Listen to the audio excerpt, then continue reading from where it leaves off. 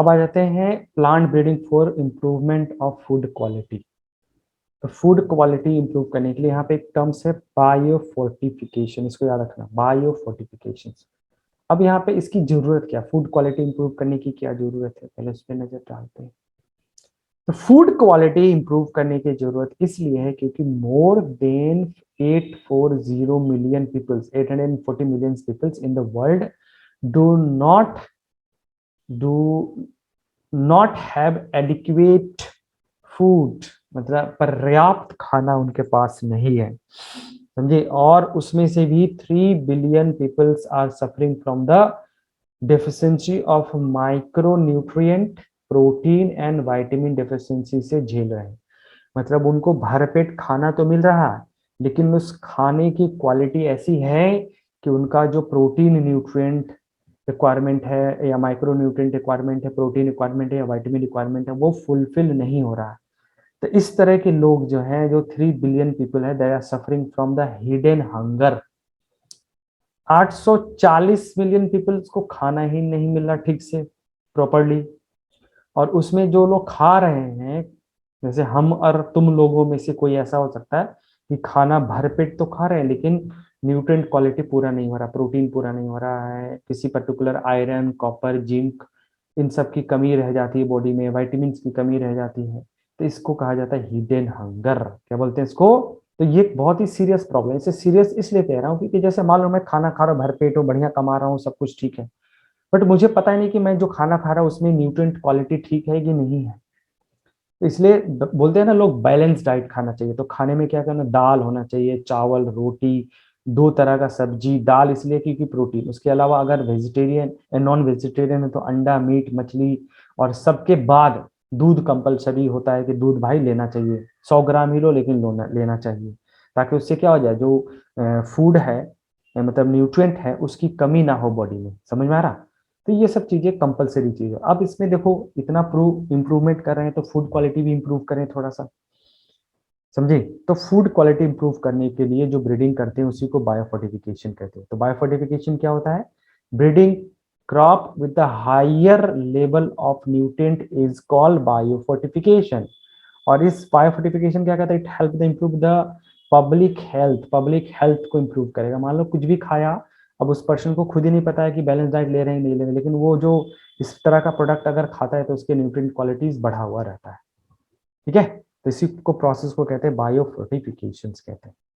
अब इसमें ऑब्जेक्टिव क्या है, मतलब क्या करना चाहता है ये बायोफोर्टिफिकेशन से थ्रू, क्या करना चाहते हैं। तो objective of by breeding for improving the nutrient qualities.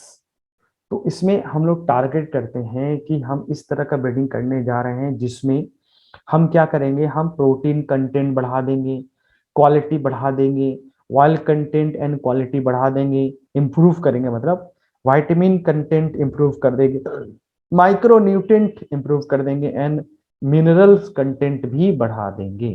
तो ये सारे कंटेंट क्या होगा, बढ़ेगा तुम्हारा इसमें, ठीक है ना, कंटेंट क्वालिटीज बढ़ेगा। तो ये सब टारगेट है। अब इसको अचीव किया जाता है, वही ट्रेडिशनल प्लांट ब्रीडिंग करो या म्यूटेशन ब्रीडिंग करो या पॉलीप्लाइडी करो, व्हाटएवर। तो इसमें अलग अलग वही क्रॉस कर करके, म्यूटेशन ब्रीडिंग कर करके ये सब चीजें बनाया गया है तुम्हारा इसमें, ठीक है। अब क्या क्या एग्जाम्पल यहाँ पे देखो, मेथड तो नहीं डिस्कस किया है, बट मेथड में ध्यान रखना, कुछ नहीं बोला है तो कन्वेंशनल प्लांट ब्रीडिंग मतलब क्रॉस हाइब्रिडाइजेशन ही करते हैं, ठीक है। अब यहाँ पे कुछ एग्जाम्पल है plant breeding for improvement of food qualities में। यहाँ पे कुछ example for hybrid with improved nutrient qualities. यहाँ पे हम लोगों ने इंप्रूवमेंट कर दिया, और अभी एक हाइब्रिड वर्ड किया है, मैंने क्रॉस हाइब्रिडाइजेशन किया होगा। अब इसमें आता है नंबर 1, मेज hybrids having the twice the amount of amino acid. मतलब एक ऐसा मेज बनाया गया है जिसमें एमिनो एसिड नॉर्मल से 2 गुना ज्यादा है, डबल है। कितना है, डबल है।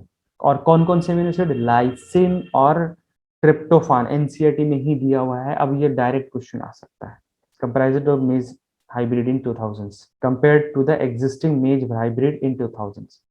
मतलब 2000 में ये वैरायटीज बना लिया गया, तो जो ऑलरेडी मेज था उसके कंपेयर में इसमें 2 गुना ये पर्टिकुलर एमिनो एसिड कौन कौन से, लाइसिन और ट्रिप्टोफान को बढ़ाया गया। देख, स्पेशली प्रोटीन प्रोटीन जो बात करें या एमिनो एसिड बात कर रहे हैं, ये किसकी प्रॉब्लम है, ये उनकी प्रॉब्लम है जो वेजिटेरियन है, जो दाल खा के सोयाबीन खा के सोचते कि हमारा प्रोटीन जो रिक्वायरमेंट वो पूरा हो जाए। उनकी प्रॉब्लम है, उनके समझे। जो लोग मांस मछली खाते हैं, ठीक है, उनको प्रोटीन में बहुत ज्यादा प्रॉब्लम नहीं होता है, वो प्रोटीन की कमी नहीं होता है। बट जो प्योर वेजिटेरियन है उनको दिक्कत होता है तुम्हारा, ठीक है। तो उनके लिए ये मेज अच्छा है। अब क्या करेंगे, दाल ही खा रहे हैं तो दाल में क्या करना है, रहर मूंग मसूर चना, ये 4 दाल एक साथ मिक्स कर दो और बनाओ, उसमें सारा एमिनो एसिड एक साथ बॉडी को मिल जाएगा। ऐसा नहीं करना कि एक दिन रहर खा रहे हैं तो एक दिन मसूर खा रहे हैं एक दिन मूंग खा रहे हैं, तो वो खाना भी बेकार हो जाएगा, समझे। मतलब प्रोटीन जो है वो पूरा नहीं होगा। फिर उसके बाद कुछ कमी समी रहता है तो दूध दही तो खाता होगा ना, दूध दही है सोयाबीन है, उन सब से पूरा हो जाता है। तो घर में जैसे सब्जी भी खाते हैं ना, उसमें भी प्रोटीन होता है, ऐसा ही नहीं होता है, ठीक है। मतलब बट इतना भी ह्यूज क्वांटिटी में नहीं होता है। और प्लांट में सबसे बड़ा प्रॉब्लम ये होता है कि कुछ ना कुछ अमीनो एसिड मिसिंग रहता है, कुछ ना कुछ अमीनो एसिड मिसिंग रहता है। तो इसलिए हम लोग 2-4 चीजों को मिक्स करके खाते हैं। जैसे दाल खा लिया, 3 तरह का कम से कम दाल मिक्स करो, दाल हो गया। फिर कोई एक सब्जी ले लेते हैं, हरा सब्जी, आलू में नहीं, सब्जी का मतलब आलू नहीं होता है, समझे। कोई सब्जी ले लिया, तो अगर इसको मिला के खाएंगे तो हमारा जो प्रोटीन का जो रिक्वायरमेंट है वो पूरा हो जाएगा। एनीवे, तो इमेज बनाया। उसी तरह से कि व्हीट वैरायटी है, और व्हीट का नाम है, इस व्हीट वैरायटीज का नाम है एटलस 66, और इस एटलस 66 में हाई प्रोटीन कंटेंट है। लो, प्रोटीन पे ही देखो ध्यान दे रहा व्हीट में। उसी तरह से आयरन लिया, तो आयरन फोर्टिफाइड राइस, मतलब एक राइस वैरायटी बनाया गया जिसमें आयरन जो क्वांटिटी जो है ना वो इंप्रूव किया गया, containing over 5 time as much iron as in common variety. लो, कितना बढ़िया हो गया।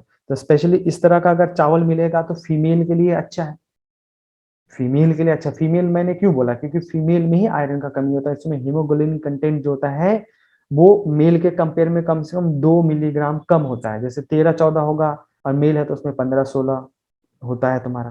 तो उनके लिए अच्छा हो गया, एक ऑप्शनल हो गया इस तरह का चावल, ठीक है। उसके बच्चों बच्चों के लिए तो और ज्यादा फायदेमंद हो जाएगा तुम्हारा, अगर बच्चे इस तरह के चावल खाएंगे तो उनको और ज्यादा फायदा है।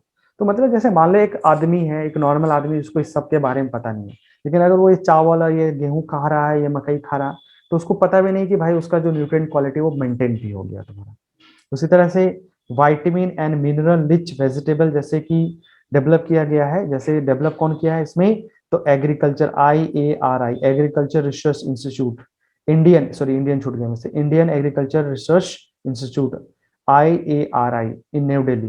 तो इन्होंने कुछ वैरायटीज बनाया, जैसे vitamin rich carrot spinach pumpkin रोंगालावा बनाया है। उसी तरह से vitamin C in rich bitter gourd bathua mustard tomato बनाया है। Iron and calcium in rich spinach and bathua, दोनों साग हैं, तो साग ऐसे भी अच्छा होता है, समझे।